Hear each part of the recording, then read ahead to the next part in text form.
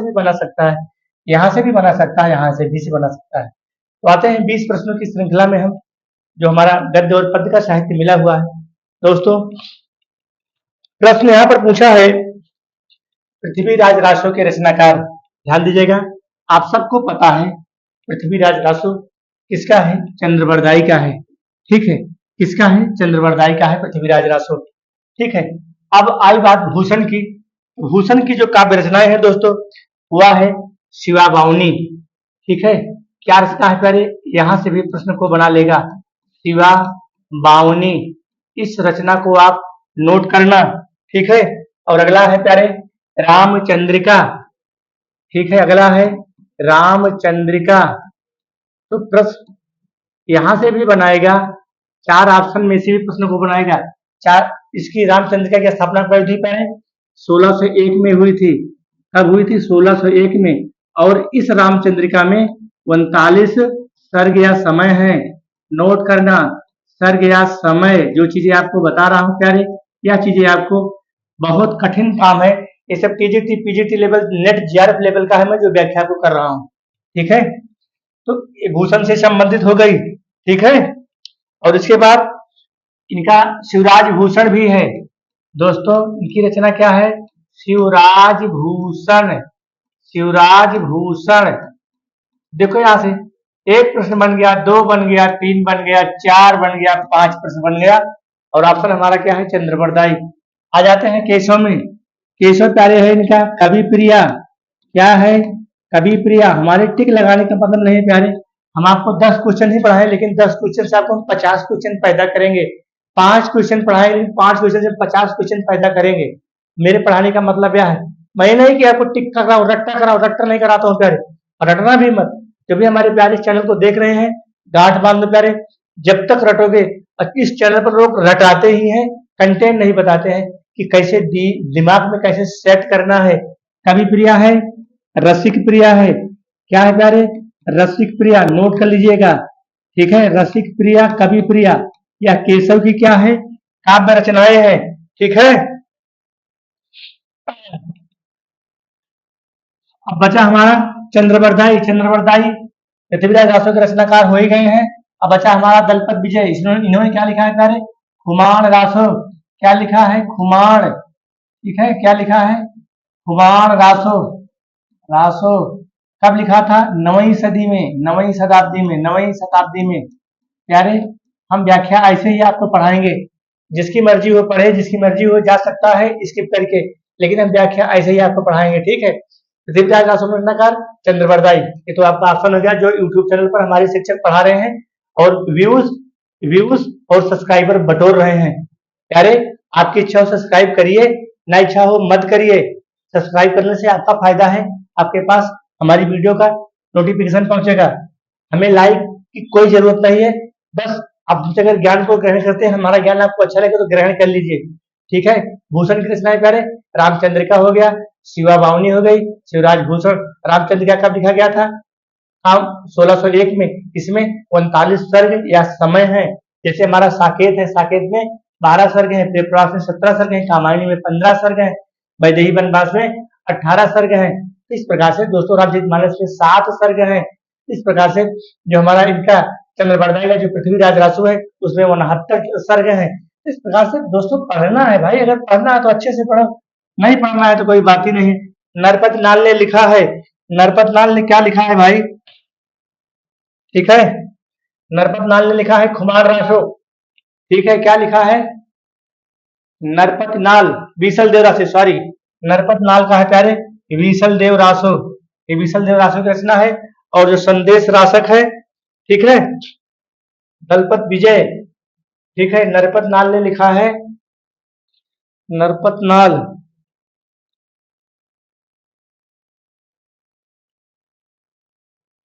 हाँ ठीक है, नरपत नाल ने लिखा है बीसल देव रासो।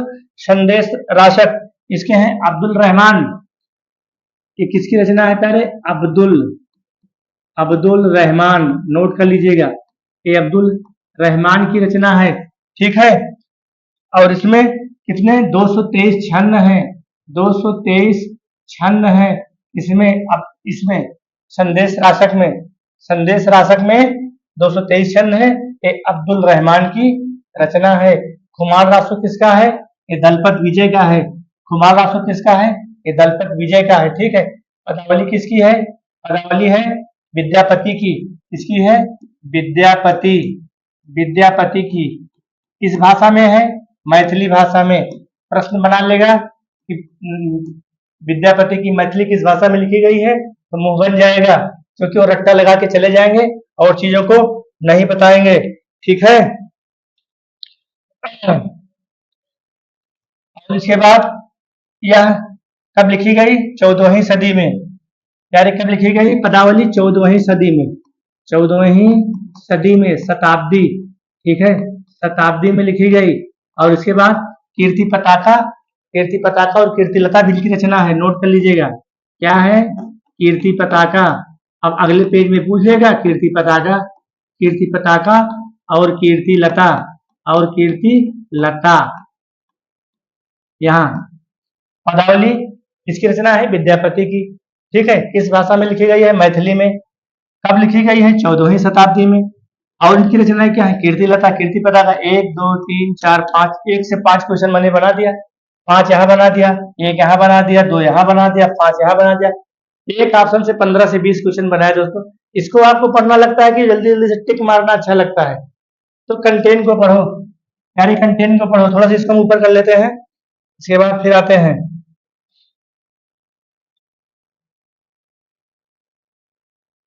एक क्वेश्चन हमारा हो गया है, दूसरा आते हैं। हाँ, एक हो गया है, 2 हो गया है, 2 हो गया है, पहले 2 हो गया। चलो तीसरे पर आते हैं। तीसरा क्वेश्चन हमारा है वीर गाथा काव्य की विशेषता। दोस्तों, वीर गाथा काव्य की विशेषता फटक से आप पढ़िए और आंसर दीजिए। नारी का रूप, सौंदर्य, प्रकृति चित्रण कहाँ की हुई है? छायावाद की विशेषता है। कहाँ की विशेषता है? छायावाद की। ठीक है। ये मुक्तक काव्य किसकी विशेषता है? मुक्तक काव्य, मुक्तक काव्य भक्ति काल की है। किस काल की है? भक्ति काल की है। ठीक है। यहां से भी प्रश्न बनाएगा। अब क्या बचा? युद्धों का सजीव वर्णन, यही वीरगाथा काल की क्या है? विशेषता है। नारी का रूप सौंदर्य यहाँ की नहीं है। आदिकाल का एक अन्य नाम, ठीक है, आदिकाल का एक अन्य नाम है सिद्ध सामंत काल। किसने लिखा था? राहुल सांकृत्यायन। किसने लिखा था? किसने बताया था इसके बारे? राहुल सांस्कृत्यायन, सांस्कृत्यायन। ठीक है। ये किसकी विशेषता है? सॉरी, ये आदिकाल का अन्य नाम है। आदिकाल के और अन्य नाम है, नोट कर लीजिए, मैं बता दे रहा हूं। वीर गाथा काल क्या है? आदिकाल का नाम है वीर गाथा काल, क्योंकि वीरों से संबंधित रचना लिखी गई है। देखो यहाँ युद्धों का सजीव चित्रण, वीर गाथा काल इसी का नाम है। किसका? आदिकाल का। किसने कहा था? आरसी शुक्ला ने। आरसी शुक्ला, आरसी शुक्ला कौन है? रामचंद्र शुक्ल। ठीक है। अगला है हमारा चारण काल, इसी आदिकाल का नाम है। प्यारे क्या है? चारण काल। किसने कहा था? ग्रियर्सन। किसने कहा था? ग्रियर्सन, ग्रियर्सन कहा था। और रामकुमार वर्मा, रामकुमार वर्मा, रामकुमार वर्मा ने कहा था। ठीक है। और नाम है इसके, नोट कर लीजिए। इसका नाम वीरकाल भी है। क्या है? वीरकाल। वीरकाल किसने कहा भाई? विश्वनाथ, विश्वनाथ, विश्वनाथ प्रसाद। ठीक है। ये सब आदिकाल के नाम है दोस्तों। आदिकाल का नाम है सिद्ध सामंत काल। किसने कहा? राहुल सांकृत्यायन ने। आदिकाल का वीरगाथा काल नाम है, जो हमारा इसमें चलता है। आदिकाल को वीरगाथा काल के नाम से भी जानते हैं। किसने कहा था? आरसी शुक्ला ने। चारण काल और गिरसन, चारण काल किसने कहा? गिरसन ने कहा। और चारण काल किसने कहा? गिरसन ने। और इसी को रामकुमार वर्मा ने भी कहा। वीरकाल किसने कहा? वीरकाल किसने कहा? विश्वनाथ प्रताप, विश्वनाथ प्रसाद। और बीजोपन काल किसने कहा?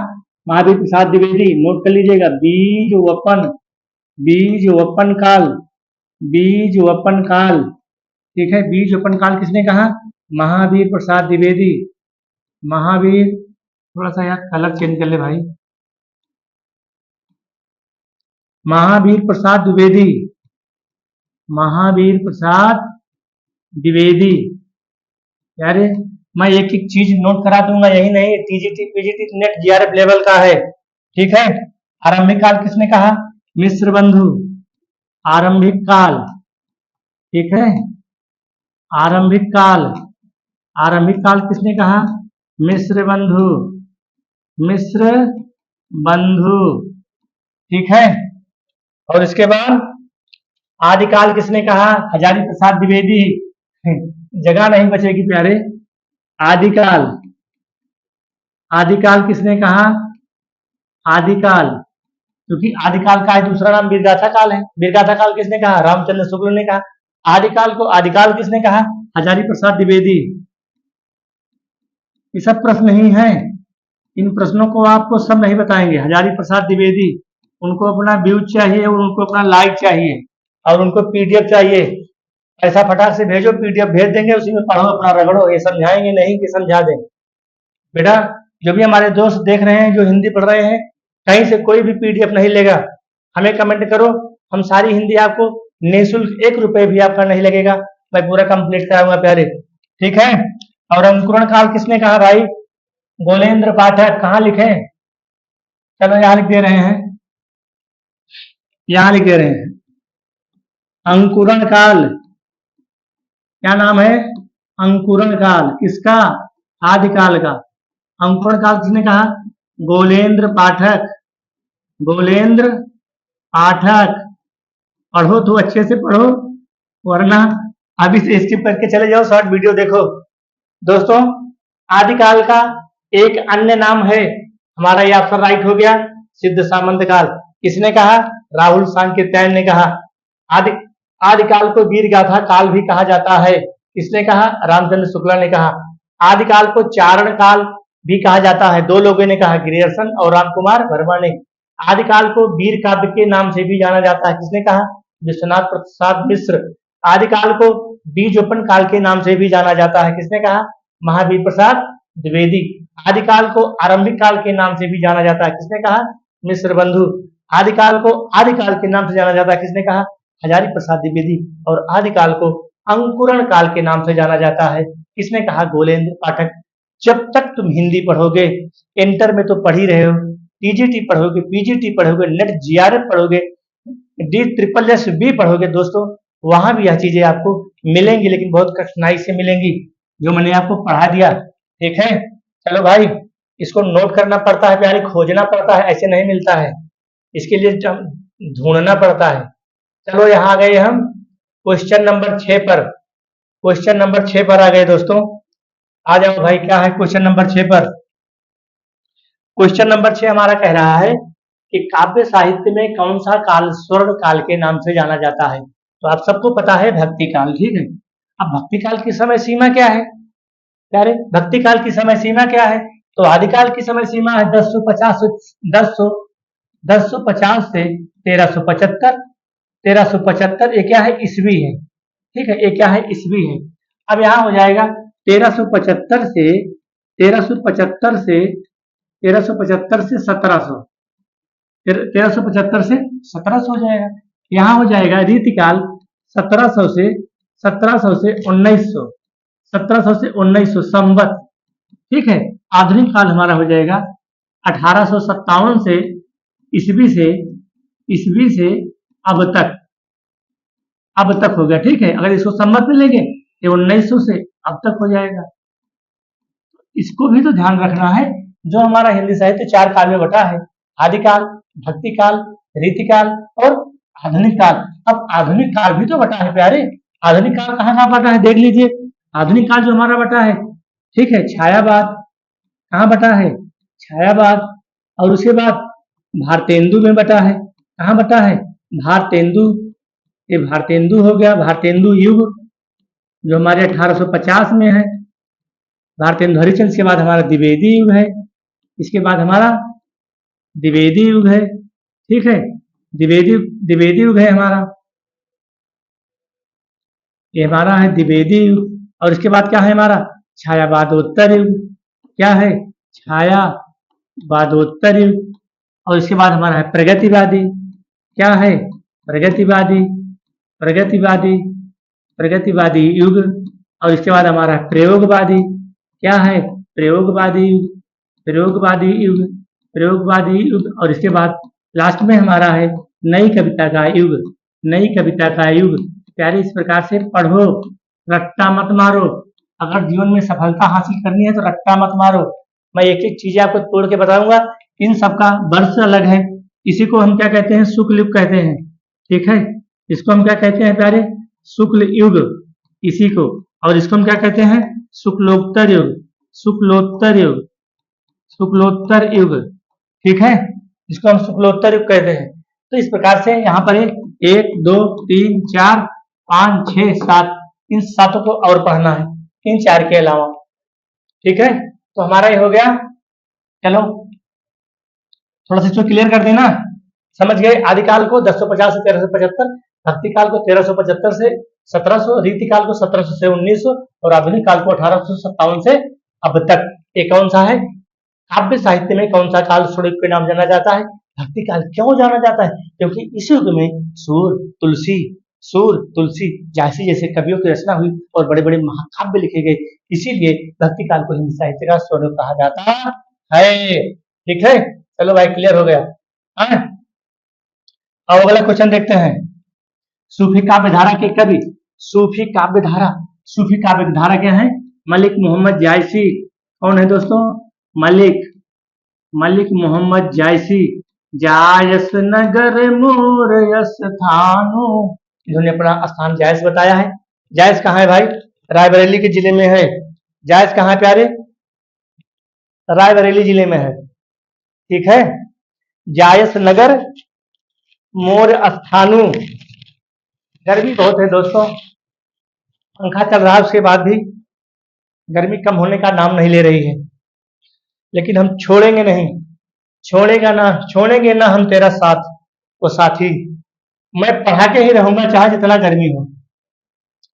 चलो भाई सूफी काव्य धारा में आते हैं। क्या है सूफी काव्य धारा,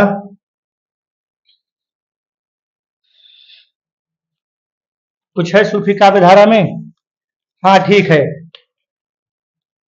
सूफी काव्य धारा नोट कर लीजिए भाई, इसको भी हमने कुछ पॉइंट आपके लिए लाया। सूफी काव्य धारा क्या प्रेम और पीर का काव्य है, नोट कर लीजिए प्यारे। यह प्रेम और पीर, प्रेम और पीर का काव्य है। यहाँ प्रश्न बना लेगा कि प्रेम और पीर के कवि कौन माने जाते हैं, माने जाते हैं जायसी। जायसी का पूरा नाम क्या है, मलिक मोहम्मद जायसी। स्थान कहाँ है प्यारे, उत्तर प्रदेश में रायबरेली जिले में जायस नगर मोर स्थानु, ठीक है। अब नानक किस युग के कवि हैं, नानक को देखो भाई, नानक किस युग के कवि हैं, ये संत काव्य धारा के हैं, निर्गुण काव्य धारा के हैं, नानक हैं। यहाँ देखो प्यारे, एक एक प्रश्नों को ऐसे निचोड़ लो। ये नानक किस है, चलो इसको लिख लो ज्ञानाश्रयी, ज्ञानाश्रयी, ज्ञानाश्रयी या ज्ञान मार्गी शाखा, ज्ञानाश्रयी, ज्ञानाश्रयी शाखा, ज्ञानाश्रयी शाखा, या फिर ज्ञान मार्गी, या फिर ज्ञान मार्गी, ठीक है। ये कौन हमारे हो गए, नानक हो गए। रैदास भी यही के हैं, ठीक है, रैदास भी इसी में के हैं। अब तुलसी, तुलसी देखो भाई, तुलसी सगुण भक्ति धारा, तुलसी की धारा कैसी है, सगुण, सगुण, सगुण भक्ति धारा, सगुण भक्ति धारा।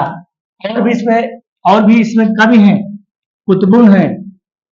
कौन है, कुतुबुन, कुतुबुन हो गए, मंझन हो गए।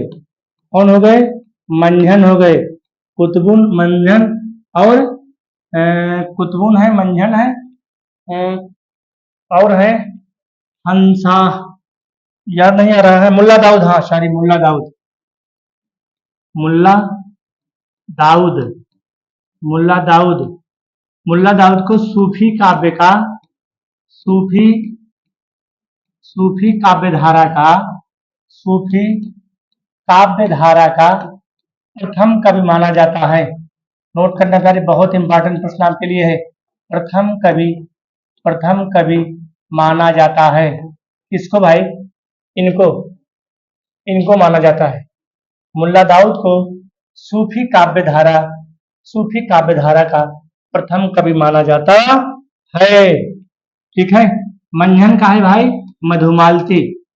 मधुमालती अब पूछ लेगा कि मधुमालती का रचनाकार कौन है, तो हाथ पैर पटकोगे। और इस एक एक क्वेश्चन में हम 10-10 क्वेश्चन आपको पैदा कर रहे हैं।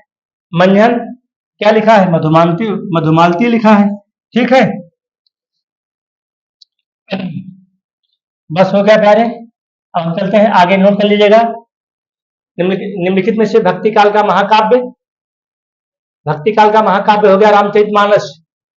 ठीक है, ये वाला प्रश्न। निम्नलिखित में से भक्ति काल का महाकाव्य रामचरितमानस। साकेत द्विवेदी की रचना है प्यारे। साकेत में 12 सर्ग हैं, नोट करना।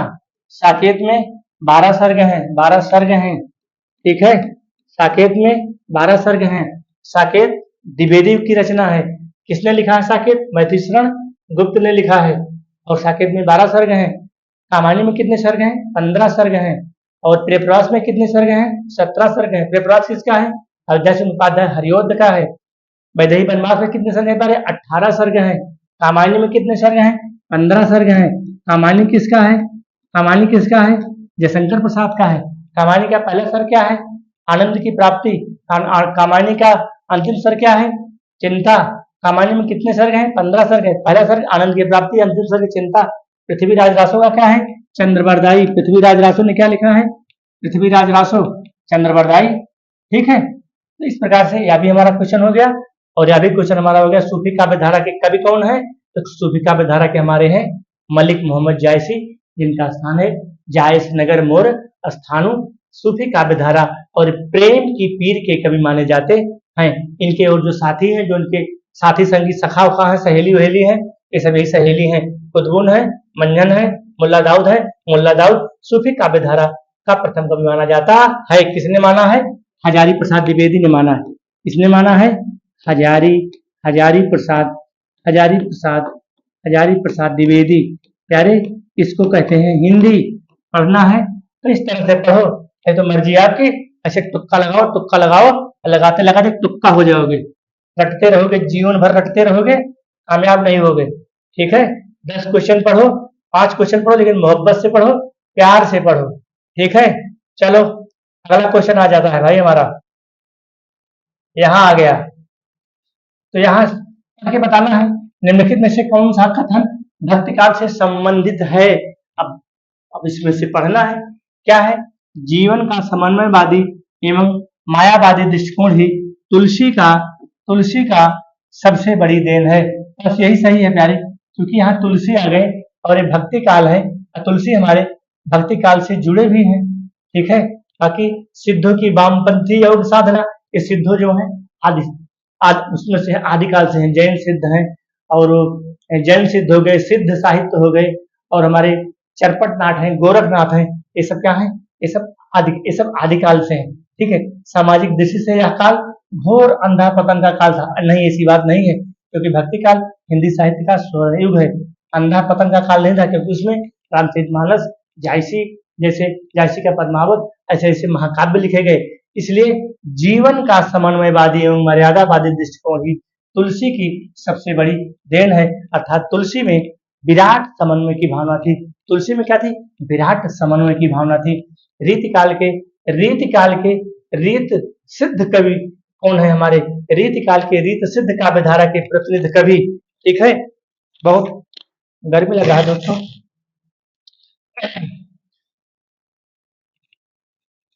पढ़ाने दो भैया, बच्चों को पढ़ाने दो भाई। गर्मी से डरा रही है कि पढ़ाना बंद कर दें, लेकिन हम पढ़ाना बंद नहीं करेंगे। हम पढ़ाना बिल्कुल नहीं बंद करेंगे, जितना मर्जी हो घर में, लेकिन हम पढ़ाना बंद नहीं करेंगे। चलो भाई, यहाँ आ जाते हैं, थोड़ा सा इसको ऊपर कर ले तो और अच्छा लगेगा। ठीक है, तो हम यहाँ आ गए, यहाँ चलो, यहाँ लिख देंगे भी क्वेश्चन नंबर 10 पर। क्वेश्चन नंबर 10 हमारा क्या कहता है, रीतिकाल के सिद्ध काव्य धारा के प्रतिनिधि कवि। तो सिद्ध काव्य धारा के कौन है, रीत सिद्ध कवि कौन है, आप पहले लिख लेते हैं, रीत सिद्ध कवि।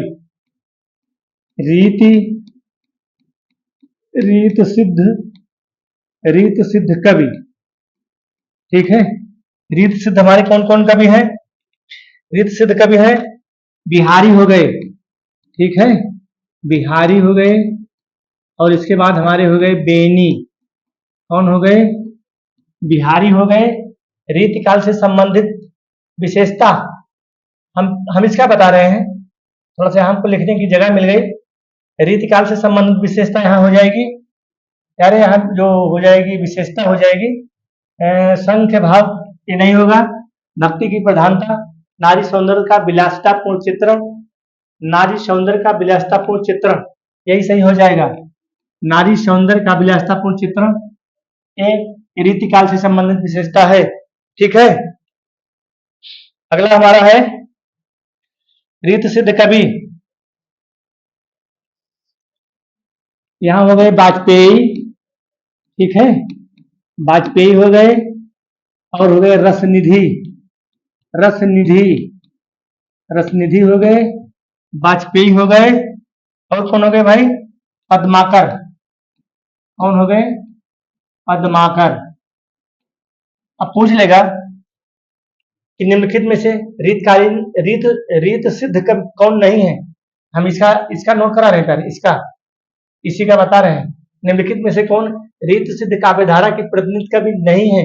तो इसमें से बिहारी तो है ही, बिहारी के बाद ये भी है, बेनी हो गए, वाजपेयी हो गए, हाँ, बेनी हो गए, वाजपेयी हो गए, रसनिधि हो गए और पद्माकर भी हो गए, ठीक है।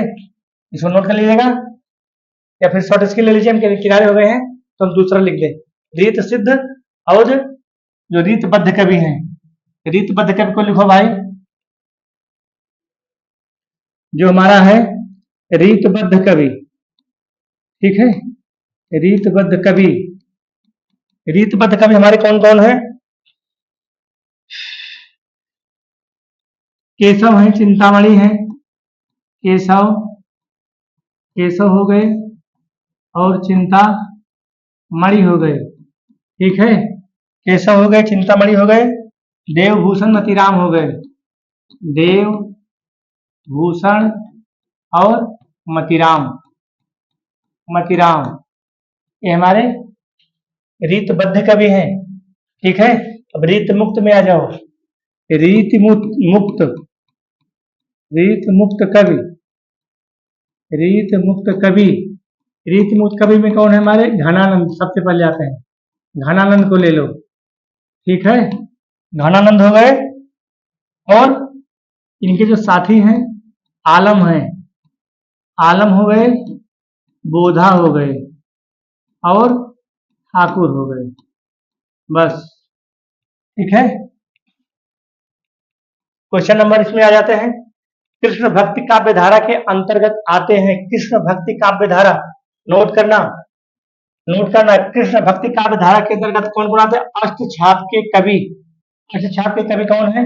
8 कवि हैं, 4 वल्लभाचार्य के और 4 उनका जो पुत्र है विठल लाल, ठीक है। विठल लाल के 4 कवि कौन है? शीत स्वामी, गोविंद स्वामी, शीत स्वामी, गोविंद स्वामी और चतुर्भुज दास और नंददास, ठीक है। बाकी सूरदास, सूरदास हो गए, कृष्णदास हो गए और परमानंद दास हो गए और कुम्भन दास, 4 हो गए वल्लभाचार्य के और 4 हो गए विठल लाल के। वही 4 और 4 मिलकर के 8 अष्टछाप की स्थापना की थी। कब की थी? 1565 में अष्टछाप की स्थापना कब हुई थी? 1565 में। किसने की थी? वल्लभाचार्य और उनके पुत्र विठल लाल ने। कब की थी? 1565 में। कृष्ण भक्ति काव्य धारा के अंतर्गत आते हैं कौन? अष्टछाप के कवि। ये सभी ब्रजभाषा के कवि, भक्तकाल के कवि, श्रृंगारी कवि या सबरांग है, ठीक है। चलो अगला क्वेश्चन दोस्तों, अगला क्वेश्चन नंबर 13 देख लेते हैं भाई। 13 में मेरा क्या है? 13 में मेरा भी तो कुछ होगा। निम्नलिखित में से कौन सा ग्रंथ रीतिकाल काव्य परंपरा से संबंधित है? बिहारी सतसई, सीधा उत्तर हो गया, ठीक है। बिहारी सतसई क्या है? रीतिकालीन काव्य परंपरा से संबंधित है। रामचरितमानस भक्ति काल से संबंधित है। किसकी रचना है? तुलसीदास से। कितने कांड है? 7 कांड है। दीपशिखा किसका है? महादेवी वर्मा का। रसमरथी किसकी है? रसमरथी है दिनकर की, दिनकर। और इसमें 7 सर्ग हैं। कितने सर्ग हैं? 7 सर्ग हैं। रसमरथी अर्थात सूर्य के रथ पर सवार, सूर्य के रथ पर सवार, इसका शाब्दिक अर्थ होगा, इसमें 7 सर्ग है, ये दिनकर का है, और दीर्घ किसका है, महादेवी वर्मा का है, किसका है, महादेवी का है। इस प्रकार से निम्नलिखित कवियों में से स्वामी रामानंद का शिष्य कौन था, स्वामी रामानंद का शिष्य, स्वामी रामानंद का शिष्य भाई रामानंद किसके शिष्य थे, अरे कबीरदास के, क्योंकि ये अपना रामानंद जी इनको अपना शिष्य नहीं बना रहे थे, तो कबीरदास ने दिमाग लगाया कि जिस सीढ़ी से रामानंद जाते थे रोज अपना स्नान करें ना, उसी सीढ़ी पे लेट के 4 बेरतिया की, रामानंद का पैर कबीर के ऊपर पड़ गया पेटवा पे, बोले हरे राम, बस उनको मंत्र मिल गया। ठीक है, ये नानक, मालूकदास, हरिदास, यह सब सभी संत काव्य धारा के हैं, ज्ञानाश्रयी शाखा या फिर ज्ञान मार्गी शाखा। ठीक है, अगला है कठिन काव्य के प्रेत कौन कहे जाते हैं, कठिन काव्य के प्रेत कहे जाते हैं केशव, एक कौन कहे जाते हैं, केशव, रंग विकल्प यहाँ टाइप हुआ है, केशव कहे जाते हैं। कठिन काव्य के प्रेत कौन कहे जाते हैं, केशव। देव और आलम यहाँ है, ये दोनों लोग रीतिकाल से हैं, ये दोनों लोग रीतिकाल से हैं। ठीक है, और ये कृष्णदास है, ये भक्ति काल से हैं, किस काल से हैं, भक्ति काल से। ठीक है, अगला क्वेश्चन देखते हैं। चलो भाई, अगला क्वेश्चन नंबर 17, बस 3 क्वेश्चन पहले और बचे हैं, समाप्त है, बस समाप्त है। 20 क्वेश्चन हमने लिया है, अब नहीं लिया, क्योंकि 20 से ज्यादा हम पढ़ा ही नहीं पाएंगे। देख रहे हो कितना गर्मी है, कितना गर्मी है, पंखा चल रहा है, उसके बाद भी बोल रहा है कि मत पढ़ाओ,